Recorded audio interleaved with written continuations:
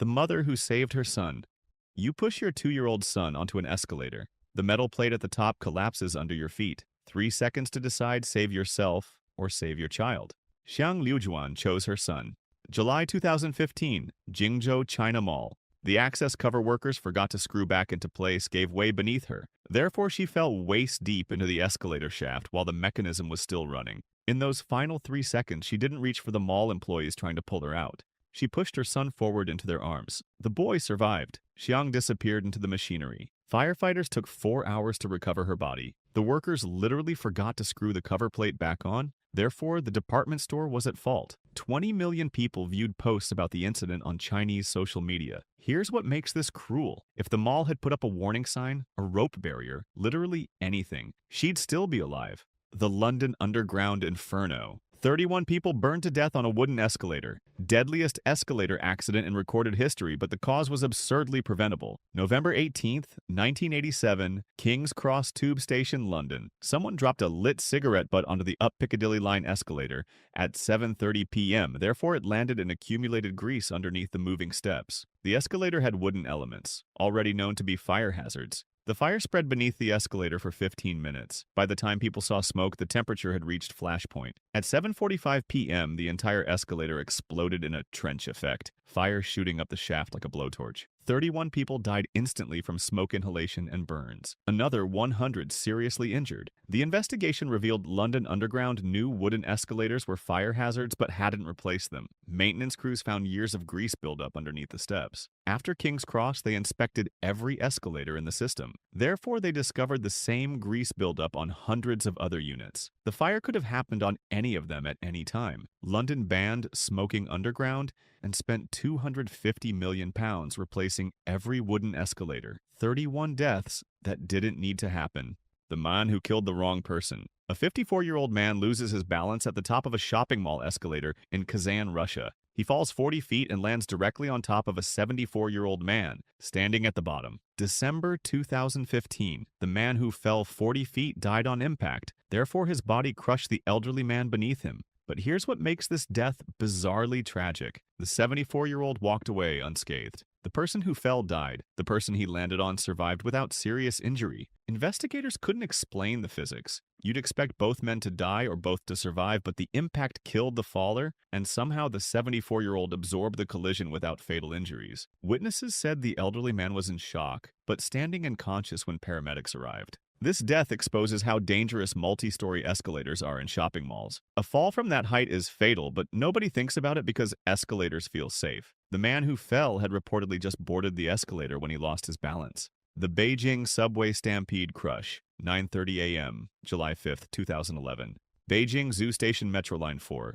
The ascending escalator packed with commuters suddenly reverses direction at full speed. The escalator didn't just stop, it went into rapid reverse, therefore everyone immediately lost their footing and fell backward. 30 people piled on top of each other in a crushing stampede at the bottom. A 13-year-old boy ended up at the very bottom. The weight of 30 bodies crushed him to death. 2 others seriously injured. Another 27 suffered broken bones and trauma. Surveillance footage shows discarded shoes, bags, and bottles scattered across blood-stained floors. Otis technicians supposedly checked that escalator every 15 days. Last inspection June 22nd, just 13 days before it failed. They kept it running during morning rush hour. Medical teams didn't arrive for 20 minutes, therefore people trapped under bodies had to wait while the boy bled out. The Beijing subway operator immediately shut down all 10 escalators on Line 4. Therefore, they clearly knew there was a systemic problem. Survivors said people in the middle section suffered the worst injuries, crushed from both directions. China's escalator death epidemic. In 2014, China recorded 37 escalator deaths, one person dying every 10 days. Therefore, inspectors investigated and found 26,000 units with safety issues that hadn't been repaired. 26,000 broken escalators still operating. This is systemic failure on a national scale. China experienced a plague of escalator deaths from 2015 to 2016. Therefore, escalator-related injuries became the top-ranked cause of special equipment accidents in the entire country. China's rapid economic development meant they installed escalators everywhere but didn't build maintenance infrastructure to keep them safe. Building inspection? Optional. Regular maintenance? Suggestions, not requirements. The The General Administration tracked 56 serious incidents in 2017 and 31 in 2018, therefore the problem continues. These are just serious incidents that made official reports. The actual injury count is likely 10 times higher. Time magazine investigated China's escalator safety after viral videos of deaths circulated online. Their conclusion: it is not even safe to ride an escalator in China. You have a measurably higher chance of dying on an escalator in China than anywhere else in the world.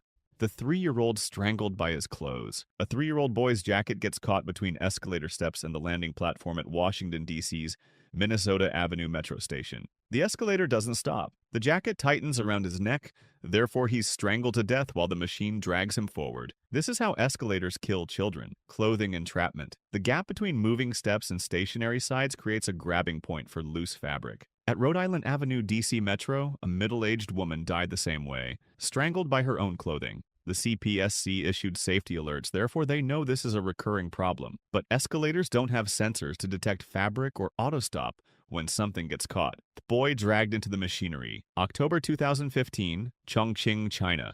Hongqi-Hegu Metro Station. A young boy gets caught between the escalator steps and the handrail. Therefore, the moving mechanism drags him into the internal gears. The escalator was reportedly working properly. No malfunction, no missing panels, no mechanical failure. The boy was just unsupervised, therefore he was unaccompanied when he got wedged between components that should never touch a human body. The gap between steps and handrail moves at slightly different speeds. If any body part gets caught, the differing speeds create a grinding action that pulls you deeper into the mechanism. The escalator literally drags you into its gears. The metro station wasn't found at fault because the equipment was functioning normally. Therefore, this death falls into user error. But calling it user error when a child dies ignores the fundamental design question. Why is there a gap that can trap and kill a human being in normal operation?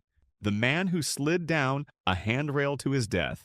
James Edward Darst from Charlotte, North Carolina, was at Harrah's Casino in New Orleans for a conference in April 2016. He attempted to slide down the escalator handrail like a playground slide. Therefore, he fell to his death. No word on whether Darst was intoxicated, but statistics suggest he probably was. Research in the National Library of Medicine found 50% of men injured in escalator accidents show signs of alcohol intoxication.